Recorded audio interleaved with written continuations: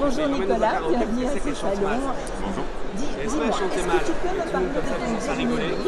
À un moment donné, elle le fait tellement de cœur, ton et tellement univers qu'on a rien à foutre du reste du monde, que tous les mecs sont comme ça, en train de craquer sur elle, alors qu'elle chante tellement faux. Comme deux gouttes de sang, c'est une histoire qui commence en 1997 en Norvège. Ça doit être ça.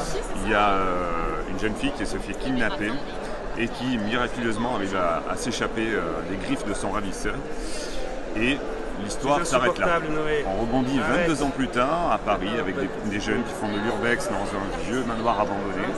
Et au fond de cette cave, de ce manoir, il y en a un qui arrive à s'introduire et il découvre un squelette attaché à un poteau avec une croix latine gravée sur le front, une croix latine inversée gravée sur le front. Et alors là, évidemment, au lieu de appeler la police, la gendarmerie, ils font des photos, ils les mettent sur les réseaux sociaux, ça explose et tout ça, ça devient viral.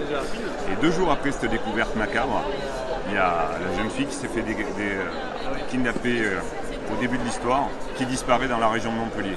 Et donc on va avoir 2 enquêtes qui vont se rejoindre D'accord. et on va suivre tout ça. Ok, dis-moi, je vois donc, tu me parles de disparition, mais si je regarde ici ton autre livre, c'est aussi disparition. Est-ce que c'est un sujet qui te tient à cœur?